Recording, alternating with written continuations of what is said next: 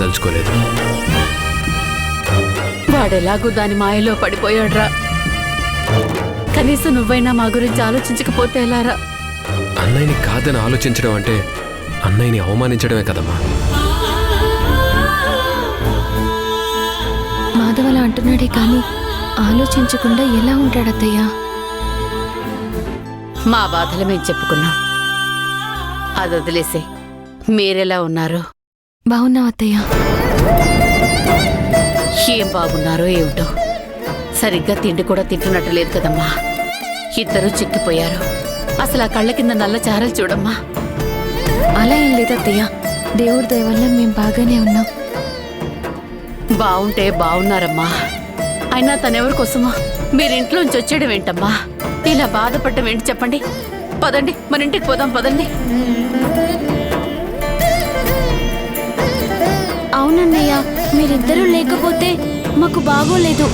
మీ దగ్గర ఉన్నంత చనువుగా పెద్దన్నయ్య దగ్గర ఉండలేం కదా. రమ్మని ఆ రోజు చెప్పానమ్మా, కానీ వీడు వింటే కదా. ఏమంటావురా? ఒరేయ్, మా గురించి మీరు, మీ గురించి మేము ఇలా బాధపడుతూ ఎన్నాళ్ళు ఇలా? పదండ్రా, మన ఇంటికి వెళదాం. ఇప్పుడే రాలేనమ్మా. రావాలన్న ఆలోచన కూడా లేదు. ఏంట్రా, ఎప్పటికిలా దూరంగానే ఉండిపోతారా? ఎప్పటికీ అని చెప్పలేనమ్మా, కానీ ఇప్పటికైతే రాలేను. కొత్తగా టిఫిన్ బండి పెట్టుకున్నాం, అది బాగానే జరుగుతుంది.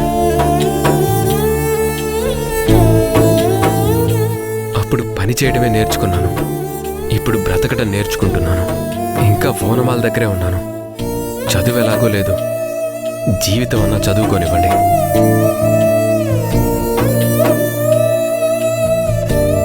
రే, జీవితం చదువుకోవాలనుకోవడం తర్వాత కలిసి బ్రతకాలని బయటకు వచ్చినప్పుడు మీరిద్దరూ పట్టుదలతో ఉండాలి కదరా.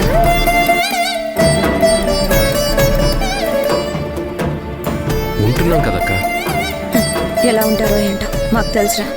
చిన్నప్పటి నుంచి నేను ఎత్తుకొని పెంచిందాన్ని, నాకు తెలీదా?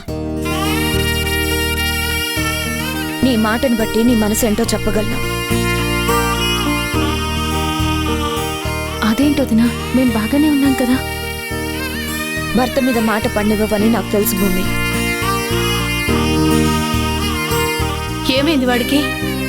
ఏం లేదులేమ్మా, మొన్న వెళ్ళినప్పుడు వాడిలో ఏదో చిన్న మార్పు కనిపించింది.